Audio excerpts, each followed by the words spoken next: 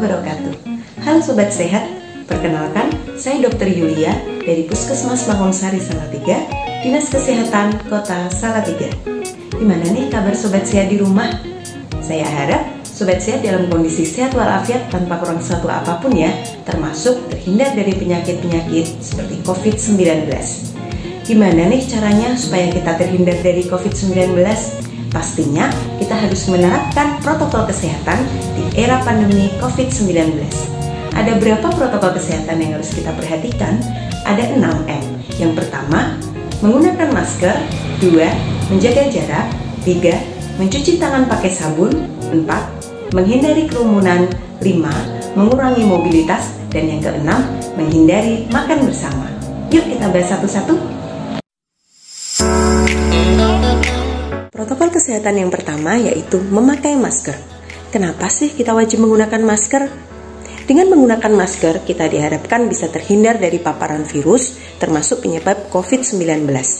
Ketentuan penggunaan masker adalah sebagai berikut. Yang pertama, masker yang kita gunakan harus sesuai standar, yaitu memiliki 3 lapis atau Sobat Sehat bisa menggunakan masker medis sekali pakai, terutama jika Sobat Sehat dalam kondisi batuk, pilek, atau sakit tenggorokan. Jangan lupa untuk secara rutin mengganti masker kita setiap 4 jam sekali, atau jika masker kita dalam kondisi sudah kotor atau lembab atau basah. Sobat Sehat tidak boleh bertukar-tukar masker ya, dan paling tidak kita harus memiliki minimal 3 masker. Belajar bersama cara memakai masker yang benar yuk. Yang pertama, pastikan tangan kita dalam kondisi sudah bersih. Sudah cuci tangan pakai sabun atau menggunakan hand sanitizer. Saat memakai masker, pastikan kita hanya boleh memegang bagian talinya saja, tidak boleh memegang bagian dalam ataupun luar masker. Prinsip penggunaan masker yang benar, kita harus menutup rapat bagian hidung, mulut, dan juga dagu kita dengan masker. Saat ingin melepas masker, kita juga hanya boleh memegang bagian talinya saja, tidak boleh memegang bagian luar maupun dalam masker. Melepas masker yang telah kita gunakan dengan hanya memegang tali dan segera kita masukkan ke dalam kantong plastik yang sudah kita sediakan untuk kita bawa pulang, untuk kita cuci atau langsung kita buang. Dan jangan lupa setelah itu kita cuci tangan pakai sabun untuk menghindari penebaran virus di tangan kita. Langkah mencuci masker kain yang benar. Siapkan air, bila mungkin air panas dengan suhu 60 hingga 65 derajat Celcius. Tambahkan deterjen dan rendam masker beberapa saat. Kemudian kucek masker hingga kotoran luruh. Bilas di bawah air mengalir hingga busa hilang. Keringkan di bawah sinar matahari atau menggunakan pengering panas. Setrika dengan suhu panas agar bakteri dan virus mati. Dan masker kain Sobat Sehat bisa digunakan kembali. Etika batuk atau bersin merupakan tata cara batuk atau bersin yang benar agar jika terdapat bakteri atau virus tidak menyebar ke udara dan menular pada orang lain. Etika batuk atau bersin dianjurkan untuk diterapkan pada setiap saat ketika batuk atau bersin di mana saja. Yang pertama, menggunakan masker. 2. Tutup hidung dengan lengan atas bagian dalam. 3. Tutup mulut dan hidung dengan tisu, kemudian buang tisu ke dalam tempat sampah. Jangan lupa setelah itu Sobat Sehat wajib untuk cuci tangan dengan sabun dan air mengalir. Protokol kesehatan yang kedua yaitu mencuci tangan pakai sabun. Manfaat cuci tangan pakai sabun dengan air mengalir antara lain membersihkan kotoran dan menghilangkan kuman yang bisa menimbulkan penyakit termasuk COVID-19. Berikut langkah-langkah cuci tangan pakai sabun dengan air mengalir. Yang pertama, basahi tangan seluruhnya dengan air bersih mengalir. Kemudian, kita bisa menghafalkannya dengan singkatan tepung selaci puput, yaitu menggosok telapak tangan, punggung tangan, sela-sela jari, tangan saling mengunci, kemudian putar-putar ibu jari kanan dan kiri, dan putar-putar ujung-ujung jari kanan dan kiri. Kemudian, bilas tangan dengan air bersih mengalir, dan yang terakhir, keringkan tangan kita dengan handuk atau tisu, atau keringkan dengan udara atau dianginkan.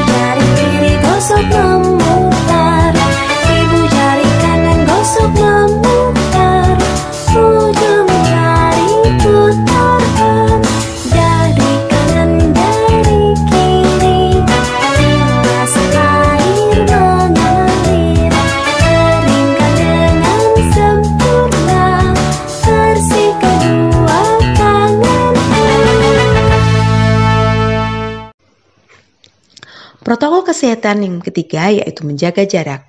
Menjaga jarak bermanfaat untuk menghindarkan diri dari penularan droplet, juga menghindarkan diri dari penularan transmisi penyakit dari orang lain, baik yang bergejala atau tidak bergejala. Menghindari kontak fisik atau physical distancing, menjaga jarak 1,5 meter seperti pada saat di kelas, kantin, antri cuci tangan, dan kegiatan lain selama beraktivitas di satuan pendidikan dan di perjalanan. Menghindari kontak fisik seperti berjabat tangan, atau cium tangan, atau cium pipi, bahkan berpelukan dengan teman ataupun guru. Jika Sobat Sehat nanti sudah mulai pembelajaran tatap muka, pastikan bangku atau meja Sobat Sehat dengan teman sekitarnya paling tidak berjarak 1,5 meter seperti ini ya. Kemudian dimanapun Sobat Sehat berada, termasuk saat antri cuci tangan, harus berjarak 1,5 meter. Menghindari kontak sosial atau social distancing. Cara menghindari kontak sosial bagi warga satuan pendidikan yaitu dengan tidak mengadakan atau menghadiri pertemuan yang mengundang orang banyak atau mengakibatkan orang berkumpul seperti pertemuan komite atau orang tua, orientasi siswa secara langsung, studi wisata, dan lain-lain. Protokol kesehatan yang keempat yaitu menghindari kerumunan. Semakin banyak dan semakin sering kita berinteraksi dengan orang banyak, maka kemungkinan untuk terpapar virus semakin tinggi. Protokol kesehatan yang kelima yaitu mengurangi mobilitas. Ingat ya, sedapat mungkin kita tetap ada di dalam rumah atau tempat tinggal kita, kecuali jika ada keperluan yang sangat mendesak, seperti membeli obat, atau membeli bahan makanan, atau pergi ke sekolah, dan lain-lain.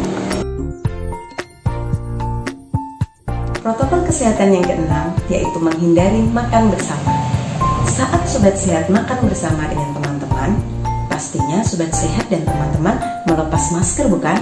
Nah, saat kita melepas masker, maka ada kemungkinan kita bisa tertular virus dari teman kita, atau bahkan kita yang menularkan. Jika nanti Sobat Sehat sudah mulai pembelajaran tatap muka, ada hal-hal yang perlu dipersiapkan satuan pendidikan dalam penyelenggaraan tatap muka. Yang pertama, sekolah Sobat Sehat dipastikan ya harus tersedia air yang bersih dan cukup. Sarana cuci tangan pakai sabun tiap ruangan dan lokasi yang strategis. Ventilasi memadai, sarana prasarana desinfeksi rutin tersedia, toilet yang bersih dan layak, terdapat pengukur suhu, meja atau bangku berjarak 1,5 meter, terdapat satgas atau gugus tugas, alur yang jelas untuk masuk atau keluar dan alur antar ruangan, dan juga terdapat protokol untuk tamu. Terdapat informasi pencegahan COVID dan perilaku hidup sehat, dan pastikan ada label pada sarana luar kelas agar memenuhi prinsip jaga jarak. Protokol kesehatan yang perlu diperhatikan mulai dari sebelum berangkat ke sekolah hingga nanti kembali ke rumah adalah sebagai berikut. Yang pertama, sebelum berangkat ke sekolah, pastikan kita sudah sarapan atau konsumsi makanan bergizi seimbang yang terdiri dari karbohidrat, protein, vitamin dan mineral sesuai kebutuhan porsi sekali makan yang benar. Dan jangan lupa untuk minum air putih minimal 7 hingga 8 gelas per hari, atau diusahakan lebih dari itu disesuaikan dengan aktivitas kita. Berikut adalah contoh isi piringku sekali makan. Piring Sobat Sehat bisa dibagi menjadi 2 bagian. Setengah bagiannya, 2/3-nya diisi oleh makanan pokok. Makanan pokok di sini bisa berupa nasi, atau roti, atau ubi. Dan 1/3 bagiannya diisi lauk pauk. Lauk pauk di sini terdiri dari lauk hewani dan lauk nabati. Contohnya, ikan dan tempe, atau telur dan tahu, atau sebagainya. Setengah dari isi piringku sisanya bisa diisi 2/3 bagian oleh sayur-sayuran dan 1/3 bagian oleh buah-buahan. Sebelum berangkat ke sekolah, pastikan diri kita dalam kondisi sehat. kita tidak boleh memiliki gejala berupa suhu lebih dari sama dengan 37,3 derajat Celcius atau memiliki keluhan berupa batuk, pilek, sakit tenggorokan, dan atau sesak nafas. Pastikan kita menggunakan masker kain 3 lapis dan jangan lupa membawa masker cadangan serta membawa pembungkus untuk masker kotor. Jangan lupa untuk membawa hand sanitizer dan membawa makanan beserta alat makan dan air minum sesuai kebutuhan. Membawa perlengkapan pribadi meliputi alat belajar, alat ibadah, dan alat lain sehingga kita tidak perlu pinjam-meminjam. Protokol kesehatan selama di perjalanan, yang pertama, kita tetap harus menggunakan masker dengan benar. Tetap menjaga jarak minimal 1,5 meter dan hindari untuk menyentuh permukaan benda-benda sekitar, tidak menyentuh hidung, mata, dan mulut. Jangan lupa untuk tetap menerapkan etika batuk dan bersin setiap waktu. Cuci tangan pakai sabun atau menggunakan hand sanitizer sebelum dan sesudah menggunakan transportasi publik. Hal-hal yang harus diperhatikan sebelum masuk gerbang. Pengantaran dilakukan di lokasi yang telah ditentukan, mengikuti pemeriksaan kesehatan, meliputi pengukuran suhu tubuh, gejala batuk, pilek, sakit tenggorokan, dan atau sesak nafas. Melakukan cuci tangan pakai sabun sebelum memasuki gerbang satuan pendidikan dan juga ruang kelas. Untuk tamu, mengikuti protokol kesehatan di satuan pendidikan. Selama kegiatan belajar mengajar, Sobat Sehat tetap harus menggunakan masker dengan benar dan menerapkan jaga jarak minimal 1,5 meter. Jangan lupa untuk selalu menggunakan alat belajar, alat musik, dan alat makan minum pribadi. Dilarang pinjam-meminjam peralatan dan perhatikan pengumuman di seluruh area satuan pendidikan secara berulang dan intensif terkait penggunaan masker, cuci tangan pakai sabun, dan jaga jarak. Melakukan pengamatan visual kesehatan warga satuan pendidikan. Jika ada yang memiliki gejala gangguan kesehatan, harus segera lapor kepada guru. Setelah selesai kegiatan belajar mengajar, Sobat Sehat tetap wajib menggunakan masker. Jangan lupa melakukan CTPS sebelum meninggalkan ruang kelas dan keluar ruangan kelas dan satuan pendidikan dengan berbaris sambil menerapkan jaga jarak yaitu 1,5 meter. Penjemput peserta didik menunggu di lokasi yang sudah disediakan dan melakukan jaga jarak sesuai dengan tempat duduk. Hal-hal yang harus diperhatikan saat perjalanan pulang. Pastikan kita masih menggunakan masker dengan cara yang benar dan tetap menjaga jarak minimal 1,5 meter. Hindari untuk menyentuh permukaan benda-benda sekitar dan kita tetap tidak boleh menyentuh hidung, mata, dan juga mulut. Jangan lupa untuk selalu menerapkan etika batuk dan bersin. Membersihkan tangan dengan cuci tangan pakai sabun atau menggunakan hand sanitizer sebelum dan sesudah menggunakan transportasi publik. Sesampainya di rumah, jangan lupa untuk melepas alas kaki, meletakkan barang-barang yang dibawa di luar ruangan, dan melakukan desinfeksi terhadap barang-barang tersebut, misalnya sepatu, tas, jaket, dan lainnya. Membersihkan diri atau mandi dan mengganti pakaian sebelum berinteraksi fisik dengan orang lain di dalam rumah, dan tetap melakukan PHBS, khususnya CTPS secara rutin.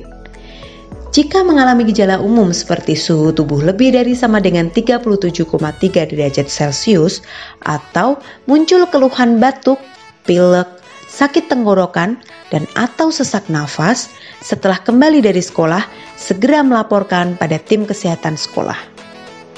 Berikut protokol kesehatan saat berada di perpustakaan, ruang praktikum, ruang keterampilan, dan atau ruang sejenisnya. Jangan lupa melakukan cuci tangan pakai sabun sebelum masuk dan keluar dari ruangan. Meletakkan buku atau alat praktikum pada tempat yang telah disediakan dan tetap menggunakan masker dan jaga jarak minimal 1,5 meter. Protokol kesehatan saat di toilet. Melakukan cuci tangan pakai sabun setelah menggunakan kamar mandi dan toilet. selalu menggunakan masker dan menjaga jarak jika harus mengantri. Protokol kesehatan di tempat ibadah. Melakukan cuci tangan pakai sabun sebelum dan sesudah beribadah. Selalu menggunakan masker dan melakukan jaga jarak paling tidak 1,5 meter. Menggunakan peralatan ibadah milik pribadi dan hindari menggunakan peralatan ibadah bersama, misalnya sajadah, sarung, mukena, kitab suci, dan lain-lain. Hindari kebiasaan bersentuhan, bersalaman, bercium pipi, dan cium tangan. Berikut protokol kesehatan di tangga dan lorong.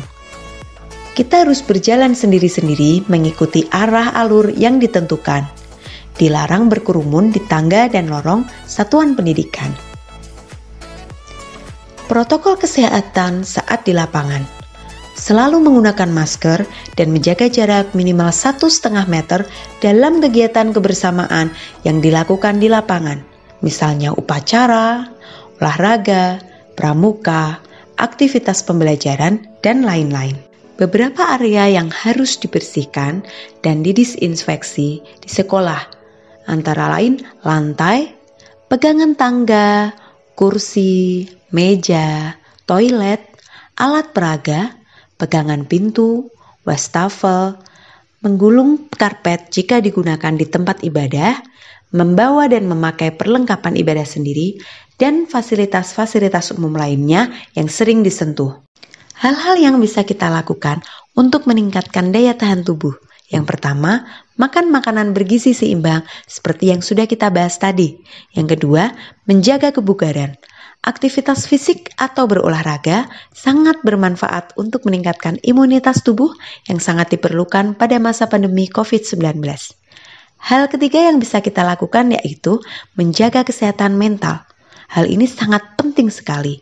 Menjaga kesehatan mental dengan selalu berpikir positif dan menjaga suasana hati bermanfaat untuk menjaga imunitas. Selain menerapkan protokol kesehatan di era pandemi COVID-19, kita juga dapat melindungi diri kita dengan vaksin COVID-19. Vaksin COVID-19 dipercaya dapat menurunkan angka kesakitan akibat COVID-19, menurunkan tingkat keparahan COVID-19, dan menurunkan angka kematian akibat COVID-19. Warga, tahu gak sih fungsi dan cara kerja vaksin? Jadi, pas cairan vaksin masuk ke badan kita, dia bakal pura-pura jadi virus COVID-19. Terus tugasnya dia mancing antibodi kita. Udah kayak warlock yang manas-manasin keadaan. Serang pak, serang! Nah, antibodi kita yang kepancing bakal hantam tuh virus yang pura-pura tadi sampai mati. Akhirnya, antibodi kita kenal dan inget sama virus yang asli dan kagak males-malesan lagi kalau suatu saat tiba-tiba virus yang aslinya beneran masuk. Antibodi kita udah siap buat hajar habis-habisan. Nah, itu alasannya kenapa vaksin ini penting banget warga. Kebayang nggak kalau antibodi kita itu nggak ngenalin virus lebih dulu? Pasti dampaknya lebih parah. Semoga bermanfaat ya. Bagaimana? Sudah cukup jelas ya apa saja protokol kesehatan yang harus kita terapkan selama pandemi COVID-19. Dan sudah jelas pula bukan mengenai vaksinasi COVID-19. Semoga materi yang saya sampaikan bermanfaat untuk sobat sehat di rumah.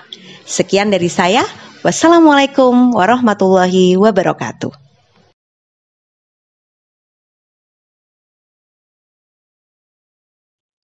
Assalamualaikum warahmatullahi wabarakatuh.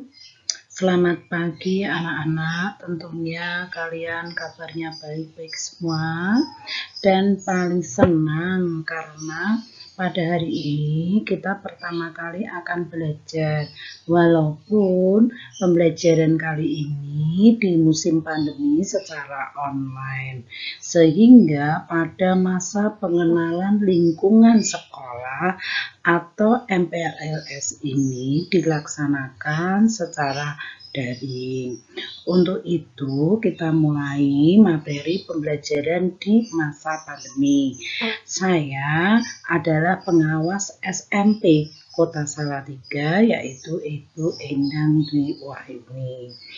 Di mana apabila nanti anak-anak belajar di masa pandemi ini, yaitu di jenjang tingkat TK, SD dan SMP ada dua cara, yaitu satu, pembelajaran tatap muka terbatas. Jadi di sini jumlahnya dibatasi, jaraknya juga. Misalnya kalau di TK itu jaraknya 1,5 meter dari antar satu siswa dengan siswa yang lain, itu dibatasi untuk 5 orang per kelas. Sedangkan kalau SD dan SMP maksimal 18. Ini karena dibatasi, maka pembelajaran tatap muka terbatas. Sedangkan yang kedua, pembelajaran jarak jauh, yaitu pembelajaran yang dilaksanakan secara online atau secara daring, ya. Karena adanya aturan dari pemerintah yaitu PPKM dari tanggal 3 sampai 20 Juli 2021, maka pembelajaran kali ini masih menggunakan pembelajaran jarak jauh atau PJJ. Nah, di sini anak-anak, untuk pembelajaran tatap muka terbatas, ini akan kita praktekkan satu-satu, yaitu kita akan mengadakan praktek. Praktek itu misalnya, anak-anak nanti dalam mata pelajaran menggambar. Nah, menggambar ini akan kita diskusikan. Diskusinya ya berjarak nanti.